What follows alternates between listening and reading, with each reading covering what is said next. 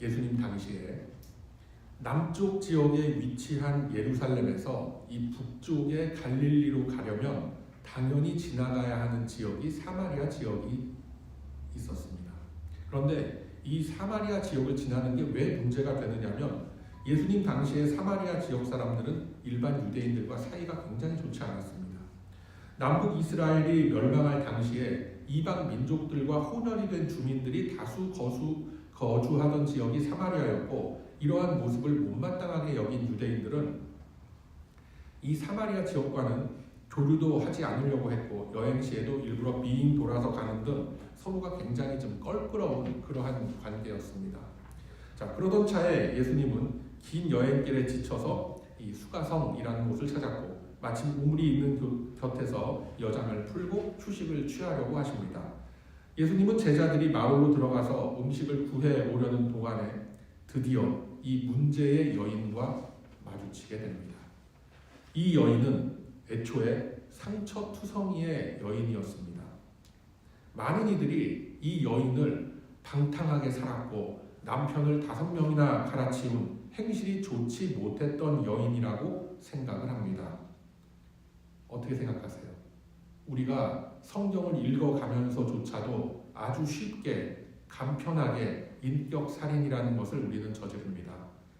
그렇게 쉽게 한 사람을 밟아놓고 나면 말씀을 해석하기가 너무나 쉽습니다. 상종 못할 이 방탕하고 악한 여인이 예수님을 만난 후에 새 사람이 되었다. 예수님은 누구나 용서하고 변화시키는 능력이 있으시다. 우리들도 예수님을 만나서 새 사람이 되어야 되겠습니다. 여러분, 이런 말씀들 많이 들어보셨죠? 이제까지 교회 생활하면서. 이러한 시각이, 이러한 관점들이 굳이 틀렸다라고 제가 말씀드리는 건 아닙니다만, 이렇게 되면 결국은 사람의 열심과 사람의 공로로서 그 구원과 은혜라는 것을, 그 구원과 은혜를 쟁취할 수 있는 대상으로 여겨지게끔 만들기가 굉장히 쉽게 되는 겁니다. 결국 하나님의 사랑과 하나님의 은혜 주심은 뒷전이고 사람의 열심과 사람의 공로가 남게 되는 거예요. 내가 붙잡은 하나님이 되어버리는 거예요. 많은 이들이 이 여인을 가리켜 창녀라고 표현도 하는데, 당시 사회 배경 속에서 이스라엘의 정상적인 남자들이 창녀와 혼인을 하는 일은 결코 없었습니다.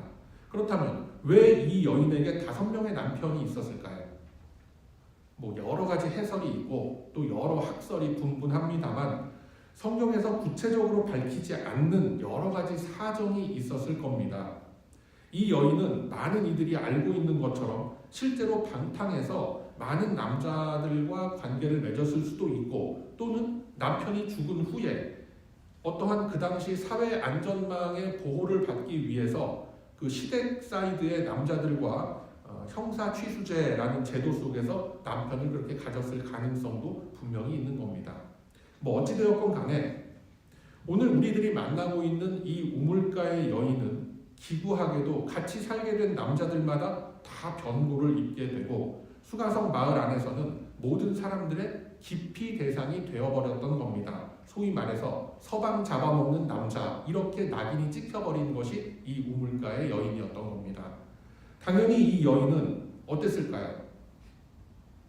자신감이 없고 절망감과 우울감으로 인해서 사람을 만나기 싫어하는 대인 기피증에 시달리게 되는 겁니다. 아무도 이 여인을 살갑게 대하지 않았고, 또한 이 여인 역시도 그 누구와도 마음을 열고 대화를 나누려고 하지 않게 된 겁니다.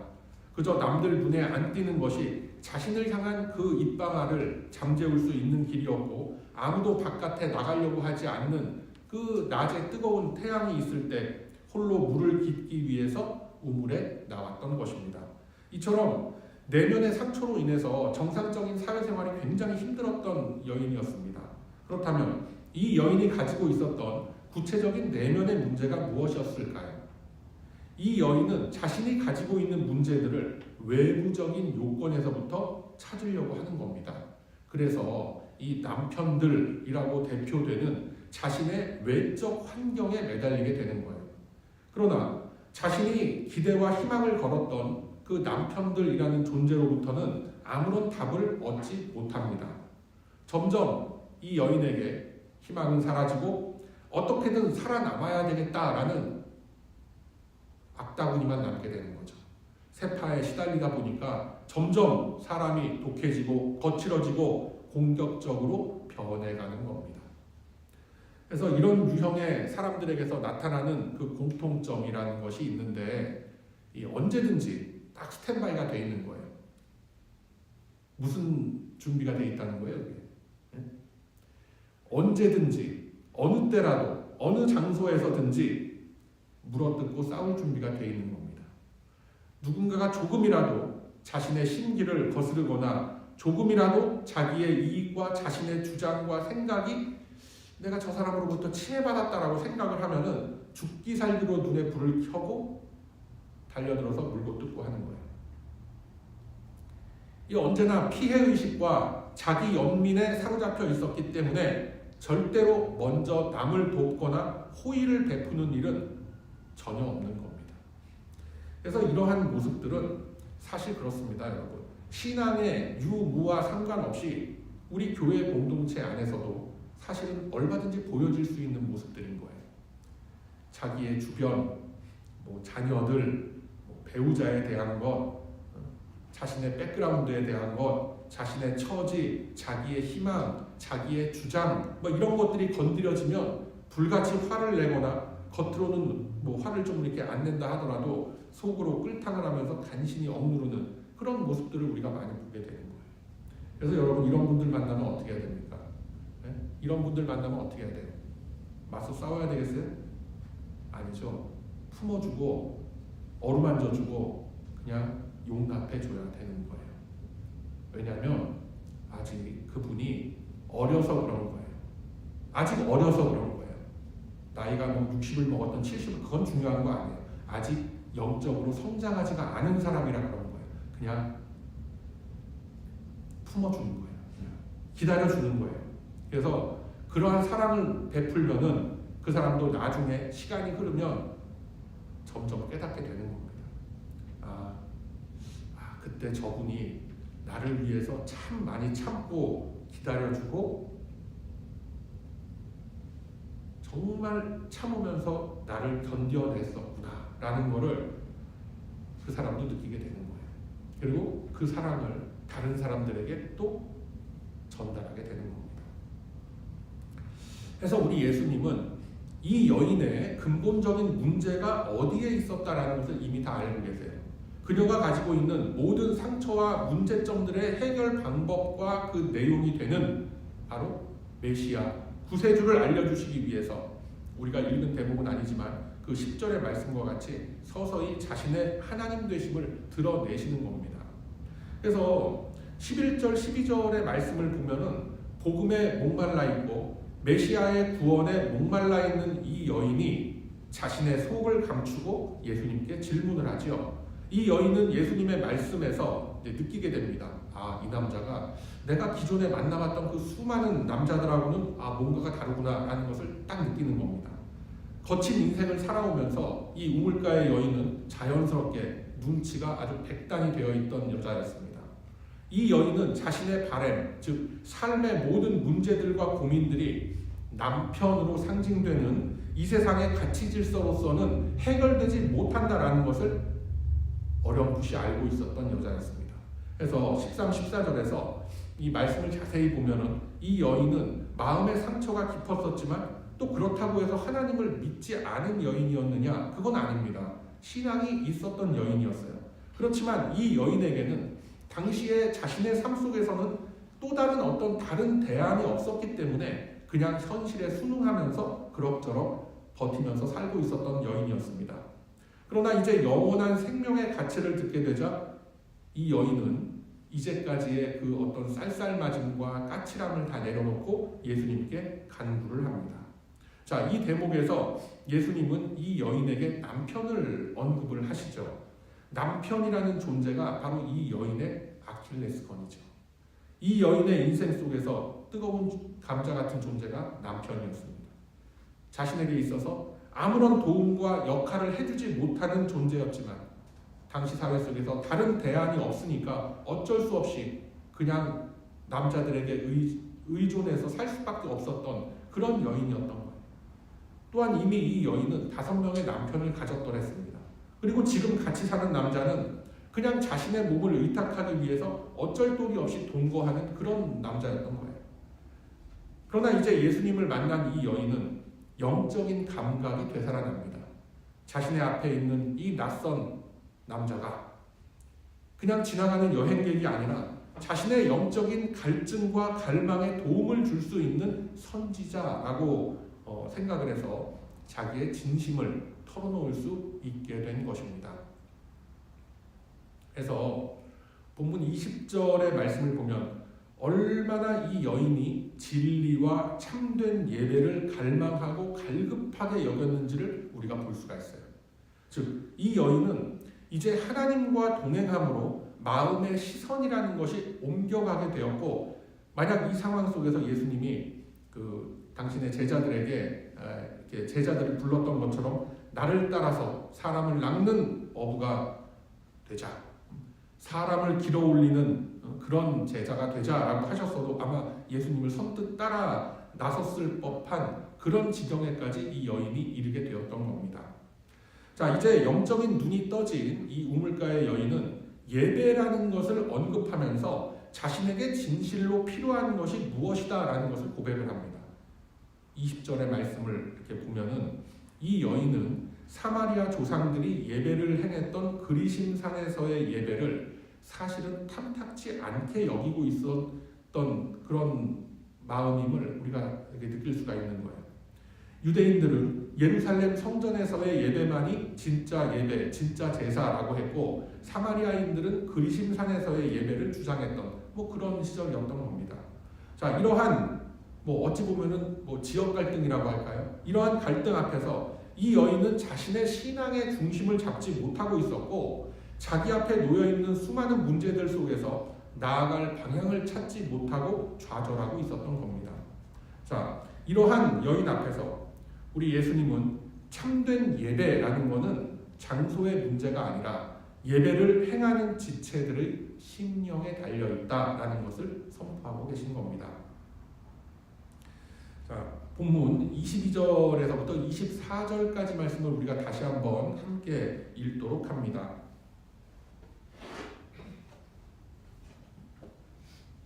자, 22절에서부터 24절 우리 함께 읽습니다. 시작. 너희는 알지 못하는 것을 예배하고 우리는 아는 것을 예배하노니 이는 구원이 유대인에게서 남이라. 아버지께 참되게 예배하는 자들은 영과 진리로 예배할 때가 오나니 곧 이때라. 아버지께서는 자기에게 이렇게 예배하는 자들을 찾으시느니라. 하나님은 영이시니 예배하는 자가 영과 진리로 예배할지니라. 아멘.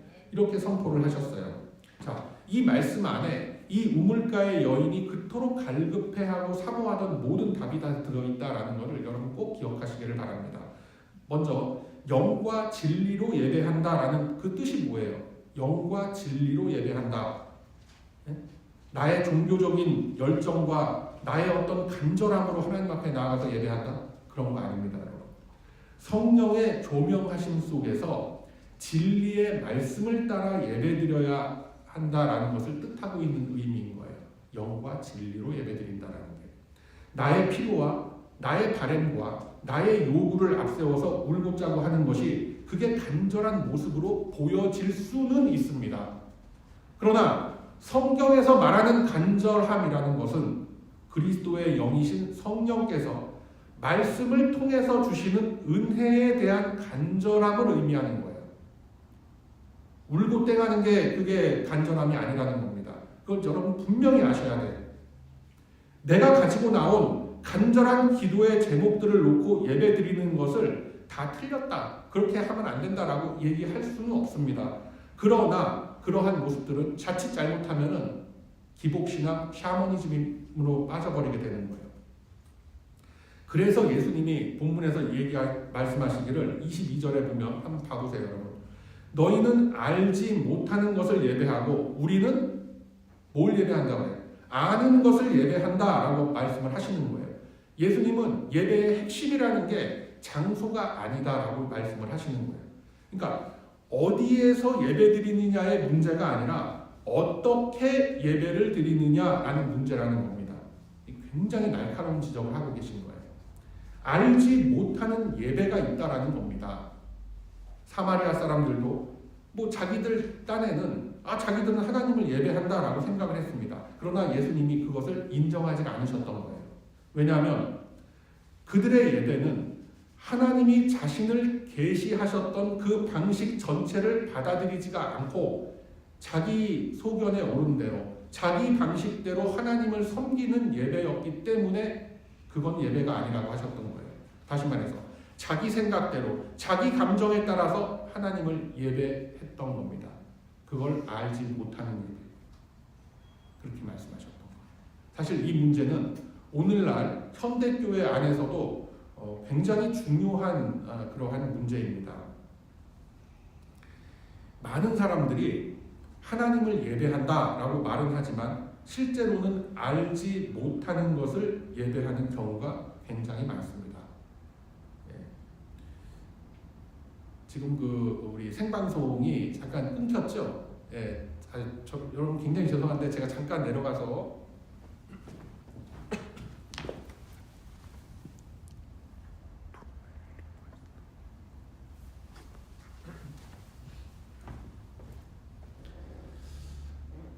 지금 영상으로 참여하고 계시는 분들은 잠시 방송 상태가 고르지 못했음을 양해해 주시기를 바랍니다. 그러니까 많은 사람들이 하나님을 예배한다라고는 말하지만 실제로는 알지 못하는 것을 예배하는 경우가 많다라는 거예요. 하나님이 어떤 분인지, 하나님이 어떻게 예배 받기를 원하시는지, 하나님이 무엇을 기뻐하시는지 말씀을 통해서 배워야 되는데 말씀을 통해서 배우지를 않고 자기 방식대로 자기 소견대로 그렇게 예배드리는 거예요. 특히나 이 요즘 이제 90년대 중후반 이후에 나타나는 특히 한국 교회나 미국 교회도 마찬가지지만 현대 교회에서 가장 흔하게 나타나는 이 심각한 문제는 체험 중심 신앙이라고 하는 거예요. 체험 중심의 신앙. 그래서 사람들이 말하죠. 나는 하나님의 임재를 강하게 느꼈다. 나는 예배 가운데 큰 감동을 받았다. 나는 남들이 겪어보지 못한 특별한 체험을 했다. 이런 독특한 체험들이 이런 체험들이 신앙에 유익할 수 있습니다. 그건 분명한 사실이에요. 신비롭고 영적인 것을 경험하는 것은 성도의 삶에서 큰 축복이 될 수가 있는 겁니다. 그런데 문제는 그 체험 자체를 신앙의 기준으로 삼아버리더라라는 거예요. 그래서 문제가 되는 거예요. 성경은 분명히 말씀합니다. 신앙의 확증이라는 것은 개인적 체험에서 나오질 않는다라고 분명히 말씀해요. 인간의 감정에서도 나오질 않아요. 신앙의 확증이라는 것은 오직 하나님의 은혜뿐입니다. 그리고 그 은혜는 하나님이 정하신 방법으로만 우리에게 전달이 되는 거예요. 성경은 그 방법을 정확하게, 명확하게 말씀합니다. 결코 애매모호하게 이것도 은혜, 저것도 은혜 그렇게 말씀 안 해요. 뭡니까 그게? 우리가 보통 교리 공부 같은 거 할 때 그 은혜의 방편이라고 얘기하는 게 뭐예요? 오직 말씀과 성례뿐입니다. 여러분들 이해하기 쉽게 말씀드리면 성경 말씀과 성찬식뿐이라는 거예요. 그리고 여러분들이 예전에 받으셨던 그 세례, 그 기억, 그거라는 거예요. 아니 그런 것 같지 않은데 막 찬양을 막 부르고 그냥 통성으로 그냥 목이 찢어져라 기도를 하고 막 그렇게 한번 그냥 울고 짜고 한번 확 그냥 막 이 카타르시스를 느껴야 그게 은혜 같은데 그렇게 생각하세요 여러분? 그러면 이제 다른 데를 가셔야 돼. 좀 다른 데를 가서 제가 지금 이게 유튜브가 녹화가 되고 있어갖고 제가 차마 심한 표현은 못 하겠는데 제가 이렇게 여러분들한테 자주 했던 표현들 기억나시는 분들 기억나실 거예요. 누가 좀 대신 그렇게 큰 소리로 얘기해 주셔도 좋을 것 같은데 그런 데로 가셔야 된다고. 이 말씀과 성례라는 게 여러분 모든 개신교 안에 존재하는 모든 교파를 초월해서 이 신앙 고백서마다 그리고 요리 문답서마다 다 똑같은 이 내용을 강조하고 있는 거예요. 말씀과 성례밖에 없다라는 거예요. 하나님의 은혜를 주시는 그 다른 방편이 아니라고 얘기하는 거예요. 그래서 많은 분들이 헷갈리는 게 뭐냐면 감동과 은혜를 헷갈리는 거예요. 여러분,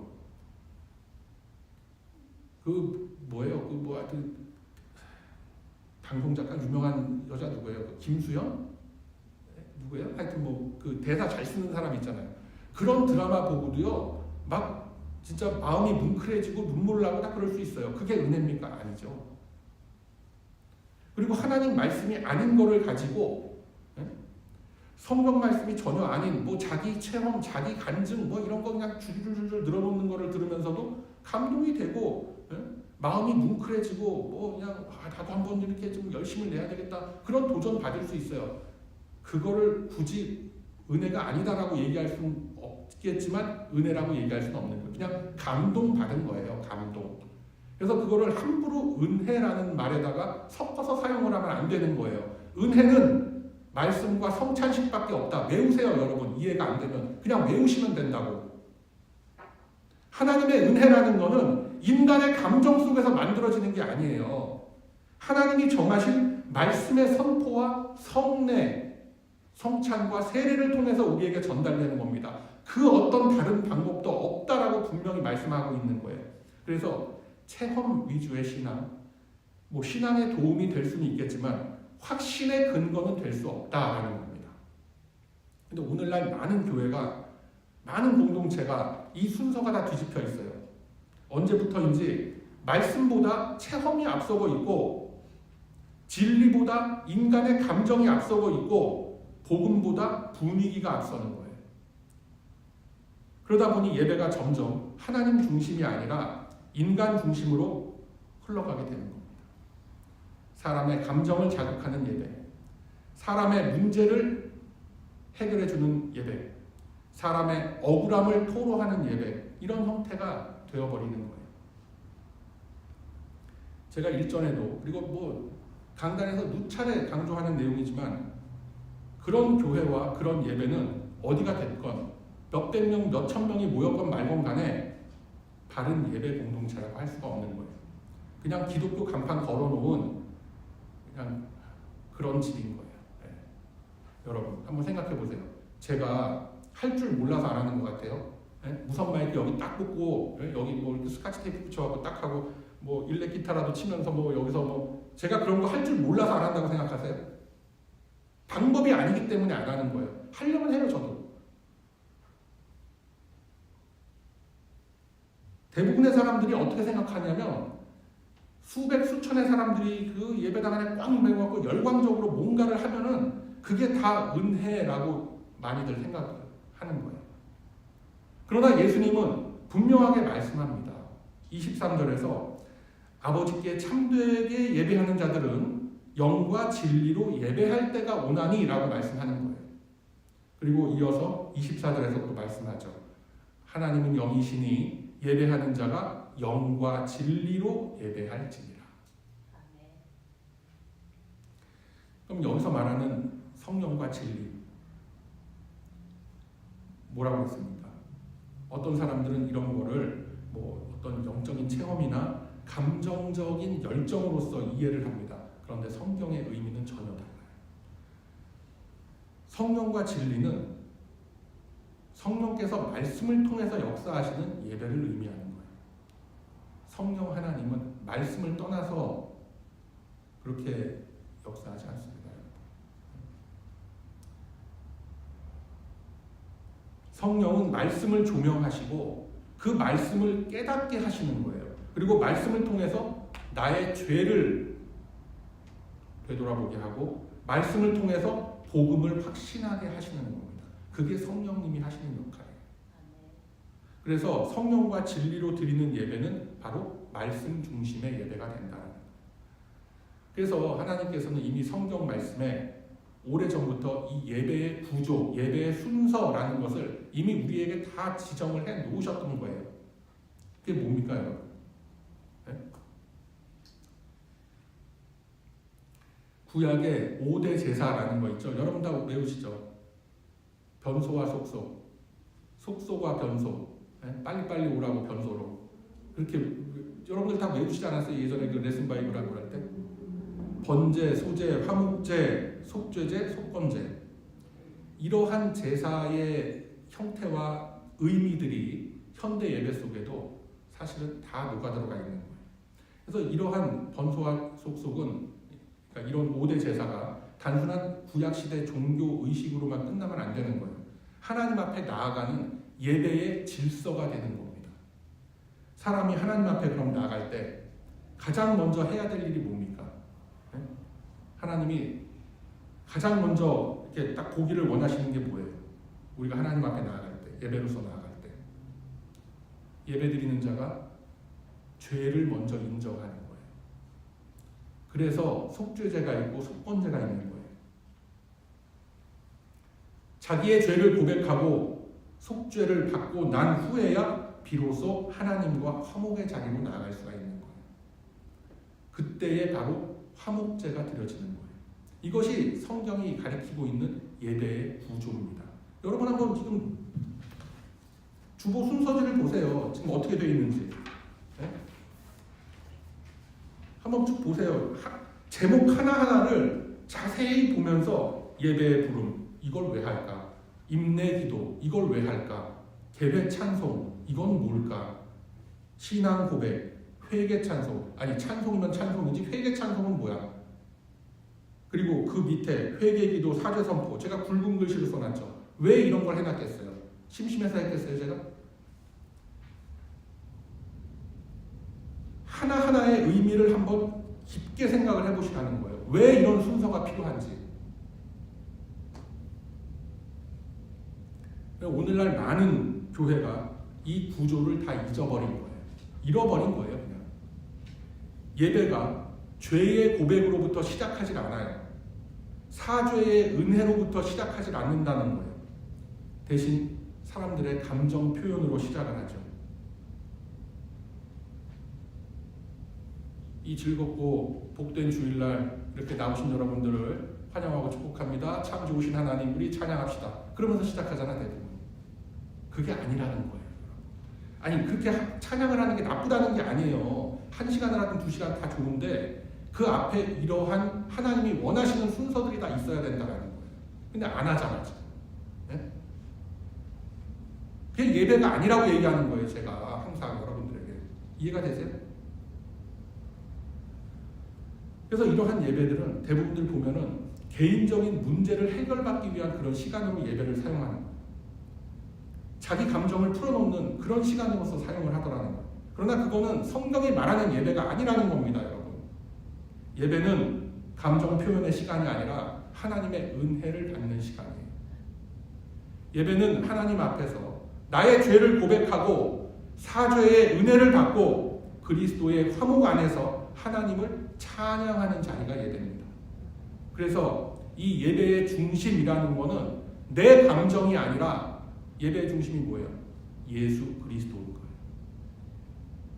그래서 요한복음 4장 마지막에서 예수님은 여인에게 이렇게 말씀을 합니다. 26절 말씀에 그러죠. 내가 바로 그니라 라고 말씀하죠. 그래서 참된 예배라는 것은 결국 예수 그리스도와 예수 그리스도를 알아가는 예배가 되는 거예요. 즉 말씀이신 예수님을 따라서 예수님이 육신으로 보여주신 그 말씀과 글로써 남겨주신 이 말씀을 붙들고 하는 예수님을 찾아가는 예배가 그게 예배가 되는 거예요.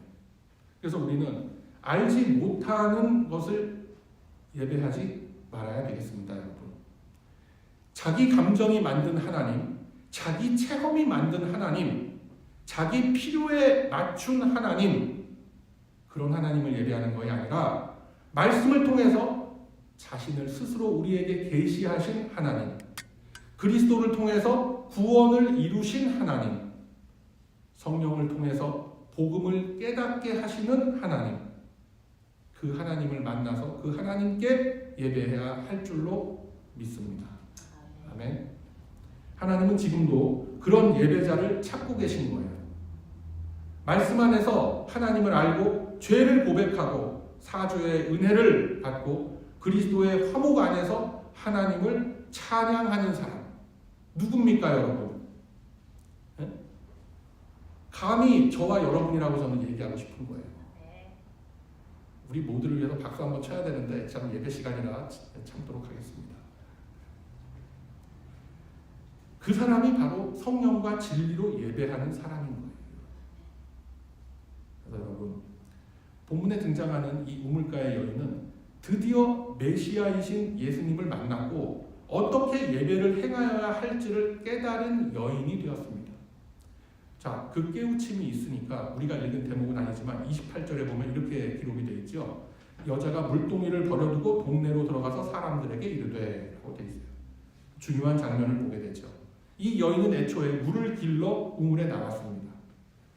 그녀의 삶의 목적은 그 물동이에 담겨 있었던 거죠. 그런데 예수님을 만나고 난 후에 그 물동이를 그대로 버려두고 옵니다. 이거는 단순히 물 길어 올리는 그 물 바켓 하나 그냥 내버려두고 갔다는 그런 얘기가 아닙니다.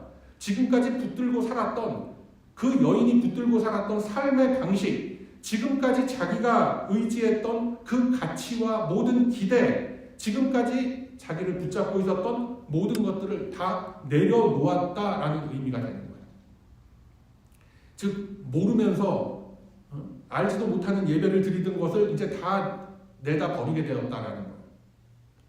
예수님을 만나게 되니까 더 이상 그러한 것들이 삶의 중심에서 다 떠나가게 되더라라는 겁니다. 사랑하는 우리 베다니 가족 여러분, 참된 예배를 깨닫게 되면 이 삶의 중심이 바뀌게 됩니다. 무언가를 얻기 위해서 하나님을 찾던 그런 신앙에서 하나님을 아는 것 자체가 기쁨이 되는 그런 신앙으로 바뀌게 되는 거예요. 누굴 보면 알 수 있어요, 여러분? 네? 저를 뻔히 쳐다보시지 말고 좀 거울도 꺼내서 한번 보세요. 그럼 누군가가 있을 거예요. 네. 저는 그렇게 믿습니다. 문제를 해결받기 위해서 예배하던 그런 자리에서 그리스도를 만나는 것이 목적이 되는 그런 예배자로 바뀌게 되는 겁니다. 그리고 그렇게 하나님을 만나게 될 때 우리의 삶도 자연스럽게 방향이 바뀌어지게 되는 것입니다. 그래서 이 우물가의 여인은 더 이상 사람들의 시선을 피하는 그런 사람이 아닙니다. 이제는 자기가 만난 그 그리스도를 전하는 사람이 된 겁니다. 하나님은 지금도 그런 예배자를 찾고 계시는 것입니다. 말씀을 통해서 하나님을 알고 그리스도의 은혜를 붙들고 성령 안에서 하나님을 예배하는 사람, 그 사람이 바로 성령과 진리로 예배하는 사람입니다. 오늘 저와 여러분이 바로 그러한 예배자가 되기를 바랍니다. 아멘. 이제 우리는 알지 못하는 것을 예배하는 사람들이 아니라 말씀을 통해서 자신을 계시하고 계신 그 하나님을 알고 예수 그리스도를 통해 나타난 그 구원의 은혜를 붙들고 성령의 인도하심 가운데에 하나님을 예배하는 참된 예배자들이 다 되기를 소망합니다. 그 속에서 우리는 나도 모르는 사이에 점점 예수님의 형상을 닮아가는 성숙한 성도로 성장해 나아갈 것입니다. 이 믿음의 확신을 품고 한 믿음, 한 마음으로 우리 주님을 섬기면서 나아가는 우리 모든 베다니 가족들 다 되시기를 바랍니다. 그러함으로 이제는 주님이 지정하신 바른 섬김과 예배의 모습을 따르며 오직 말씀 중심의 바른 신앙의 삶을 살아감으로써 믿음의 큰 열매를 맺어 나아가는 저와 여러분의 값어치 있는 이 인생길이 다 되시길 이 아침에 주님의 이름으로 축원드립니다. 아멘.